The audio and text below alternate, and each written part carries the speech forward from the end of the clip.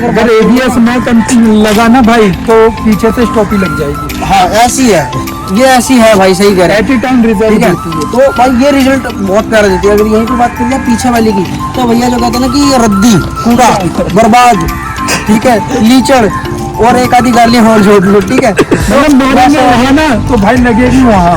हाँ वो भी कितने की स्पीड में, 40 की स्पीड में, 40 की स्पीड। मतलब भाई बिल्कुल एकदम, मतलब जो कहते हैं कि एक सिर्फ हल्का सा सपोर्ट के लिए मतलब पीछे का जो एबीएस है ना भाई, वो मेरे ख्याल से बहुत जल्दी activate. Hello everyone, welcome back to my YouTube channel. तो आज आप मेरे सामने खड़ी है यामाहा की मॉन्स्टर एनर्जी, जो हमारे अज्जू भाई की है, जो अभी 2-4 महीने पहले लॉन्च हुई थी। और जिस ऑनर ने इस बाइक को परचेज़ करा वो फ़िलहाल अभी 10-12 दिन परचेज़ करे हुए उन भाई को हो गया। सो बुलाते हैं अपने अज्जू भाई को। सो हेलो अज्जू भाई, कैसे हो आप? बहुत बढ़िया भाई, और बताओ। तो भाई सबसे पहला मुद्दा ये होता है कि आपने ये बाइक ही क्यों परचेज़ करी? क्योंकि इस सेगमेंट में तो यार बहुत सी बाइकें आती है, NS 200 आती है, RSL जिक्सर भी 160 आ जाती है। मैं बताता हूँ इसके अंदर क्या था भाई, मेरे को यही बाइक एक लेने का रीज़न क्या था। देखो मैं सिंपल बात पता है क्या, सब यही बोलते हैं कि ये ओवर प्राइस है, ओवर प्राइस है, ओवर प्राइस है।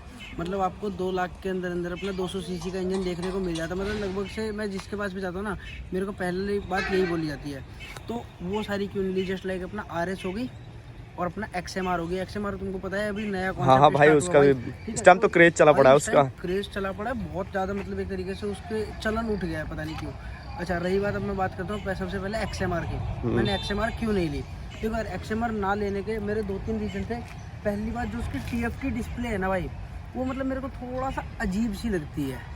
ठीक है, छोटी सी बिल्कुल। हाँ, छोटी सी बिल्कुल, और वो एकदम स्क्वायर टाइप का। मतलब TFT तो है नहीं, LCD है वो भाई ऐसा लगता है कि मतलब अजीब सी। ठीक है, तो भाई पहली चीज़ तो ये थी। दूसरी चीज़ मेरी क्या थी भाई, क्विक शिफ्टर उसके अंदर नहीं आता। ठीक है, इसके अंदर वो चीज़ भी मिलती है। ये चीज़ें बाद में दिखाऊंगा मैं आपको, इनके रिस्पॉन्स वगैरह। पहले मैं छोटा छोटा बताता हूँ। ठीक है, क्विक शिफ्टर भी उसके अंदर नहीं आता। उसके बाद अगर नेक्स्ट पॉइंट की बात करी जाए, भैया आप एक स्पोर्ट्स बाइक लेने जा रहे हो, रेडियल टायर, मतलब एक तरीके से जो कहते हैं ना कि होना चाहिए यार अपने को थोड़ा सा, मतलब कॉन्फिडेंस आता है रेडियल टायर होने के बाद। अब उसके अंदर क्या था, टायर तो दे रखा है 140 सेक्शन का, बट भाई रेडियल टायर नहीं, नॉन रेडियल है वो। ठीक है, इसके बाद में एक और पॉइंट की बात करी जाए, ये 2 मेन पॉइंट है जो मेरे लिए खास थे। सबसे बड़ी बात, उसकी सीट हाइट बोलने को तो भाई साहब 810 mm की आती है और इसकी 815 की आती है। ठीक है, मेरे इस पे पैर ज्यादा पहुंचते हैं। 855 है भाई वो, 855 ही वाली सीट हाइट इसकी। नहीं 815 है। 15 है, नेट पे मैंने देखा था 855 थी। 85 है भाई। और यार ये सीट के पीछे लड़ाई हो रही है और कुछ नहीं। अभी देख के बताते हैं, गूगल कर रहे हैं। और ये सारे के सारे व्लॉग मैंने देखा था 855 सीट हाइट है यामाहा मेरे हिसाब की। से 815 है। मेरे हिसाब से 835 है। 810 सॉरी, मेरे हिसाब से 810 है। मेरे हिसाब से 835 है। भाई एक काम करो ना, काट के छोटा ही कर देंगे, क्या दिक्कत आ रही है? तो इसके अंदर अपने को देखने को मिल जाती है वही 815 mm की सीट हाइट। और वहीं पे अगर बात करी जाए XMR की, तो XMR के अंदर अपने को 810 mm की सीट हाइट देखने को मिलती है। लेकिन भाई रियलिटी में, जब एक तरीके से जो कहते हैं ना कि रियलिटी में अगर बात करी जाए, मतलब एक तरीके से तो क्या होता है, मैं उस बाइक पे बैठता हूँ तो भैया उस पे एक साइड तो मतलब पंजा टिकता है, दूसरी साइड पैर मेरा यहीं पे रुक जाता है। इस पे आ जाते हैं। इस पे एटलीस्ट कम से कम इतना हो जाता है कि भाई मैं मतलब टैकल कर सकता हूँ, इजीली टैकल कर सकता हूँ। और भाई जितनी जिद्दोजहद इसको चलाने में लगती है, सिंपल बात भाई, मैं अगर कोई और भी बाइक लूँगा ना, नॉर्मल बाइक भी लूँगा, तो भाई मेरे को इतनी जिद्दोजहद करनी ही पड़ेगी। तो भाई एक बार तो भाई देखने को अपना मतलब ना, उसमें बोला जाता है कि 810 mm की सीट हाइट है और इसमें 815 की। लेकिन एक अगर रियलिटी की बात करी जाए, मतलब तो भाई इसके अंदर क्या है, मेरे पैर एटलीस्ट इतने पहुंच जाते हैं कि मतलब मैं इसको इजीली टैकल कर सकता हूं। अगर उसी की बात करी जाए वहाँ पे XMR की, तो XMR में क्या भैया, एक साइड से सिर्फ यूं पंजे लगते हैं और दूसरी साइड से पैर यहाँ तक रुक जाता है। आधे ही आते हैं मतलब? हाँ, मतलब आधे भी नहीं, पंजे भी नहीं आते। हाँ, उसको मतलब बहुत ज़्यादा एक तरीके से मेरे लिए मतलब कंट्रोल करना ना मुश्किल टाइप से हो रहा था। तो ये चीज़ एक तो मेन पॉइंट थी, जो सबसे ज़्यादा मेन पॉइंट है। और दूसरा मेन पॉइंट क्या था भैया, हम कोई भी बाइक लेने जा रहे हैं ना, सिंपल सी बात, 2-2.5 लाख रुपए अगर हम लगा रहे हैं, वो भी 2-4 के अप्रोक्स में आती है।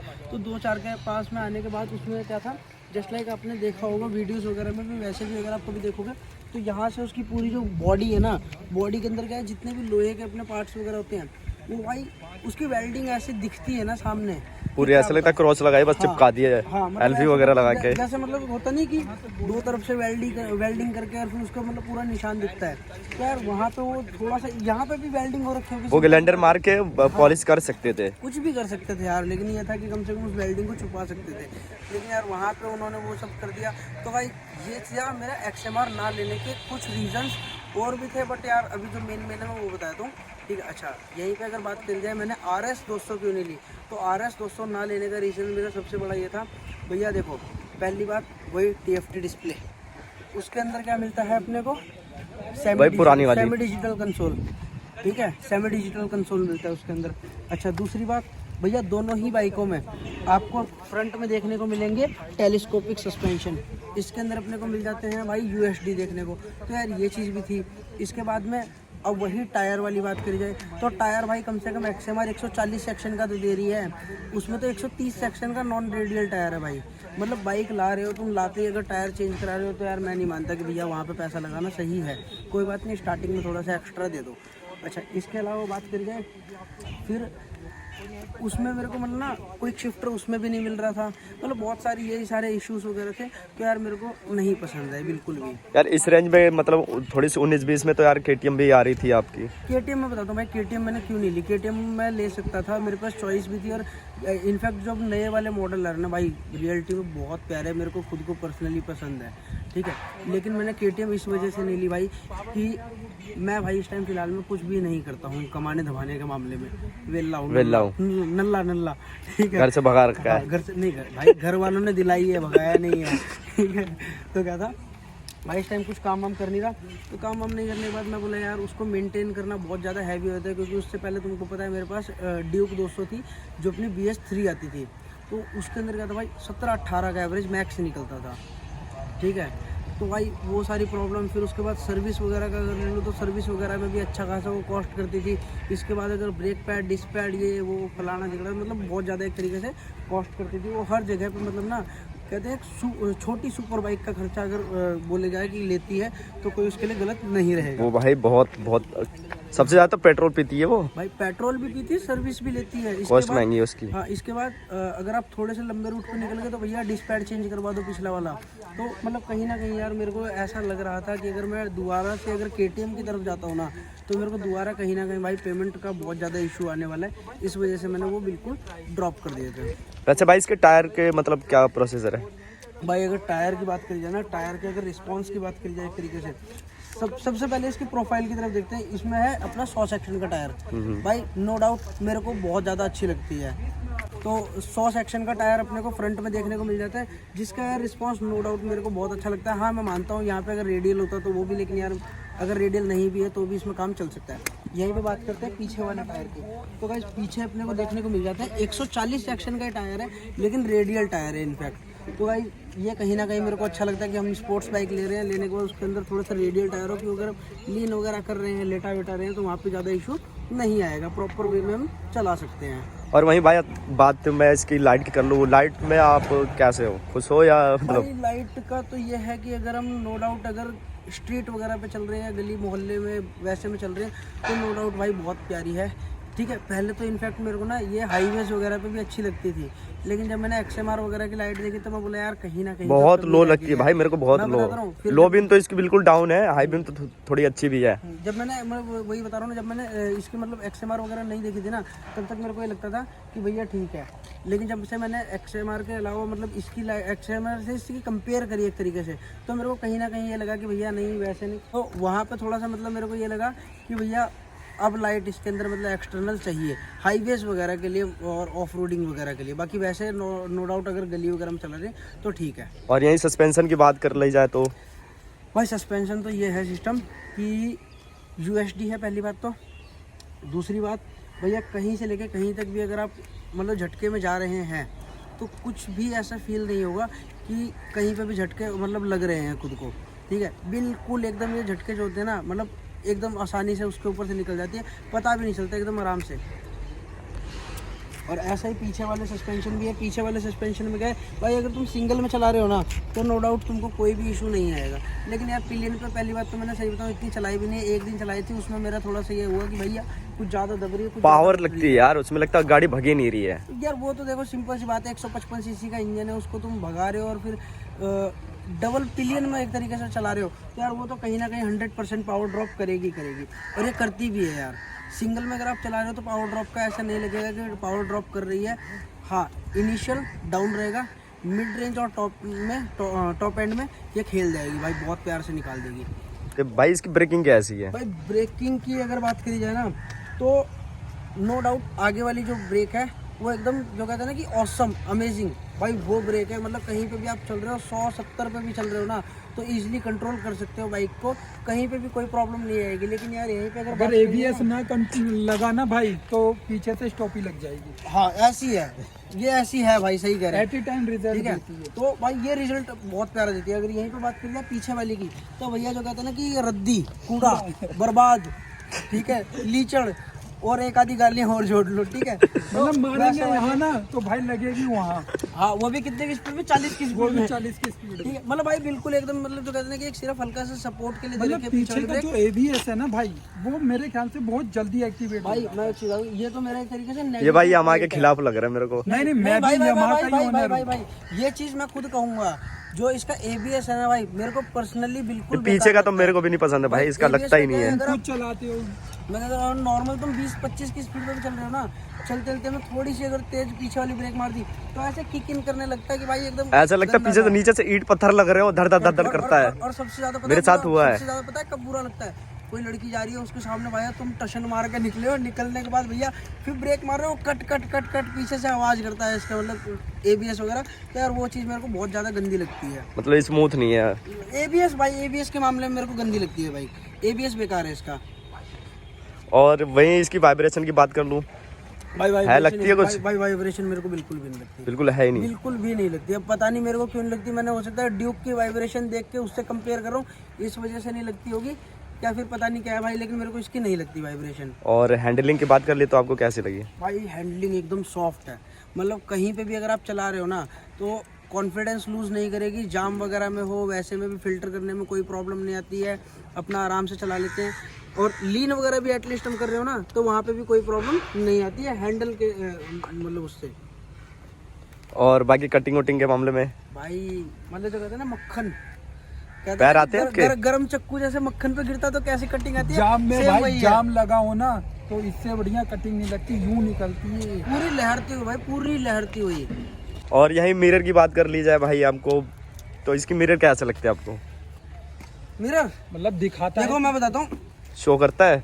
ऐसे में तो बहुत अच्छे लगते हैं, ठीक है। मैं बता रहा हूँ ऐसे में तो बहुत अच्छे लगते हैं, नहीं तो ऐसे पीछे नहीं दिखेगा ना, फिर आगे आप वही चीज़ दिखोगे। मैं बता रहा हूँ नहीं दिखना चाहिए, क्योंकि खोल लोगे तो भी नहीं दिखेगा इसमें, कुछ है ही नहीं। ये बात तो सही है। खोल लोगे ना तो भी नहीं दिखेगा, मतलब तुम्हारी इतनी तो बॉडी दिख जाएगी, इसके बाद में तुम देखोगे क्या? एक चीज इतना जो पीछे का ये हिस्सा होता है, इतने हिस्से में तुम देखोगे क्या? भाई बिल्कुल बेकार है। और इसकी माइलेज वगैरह कैसी है भाई? भाई माइलेज वगैरह अभी फिलहाल में तो ये समझ लो मैं 100, 120, 125 की स्पीड खींच रहा था इसको, और भाई 30-32 का एवरेज इसने कहीं नहीं छोड़ा।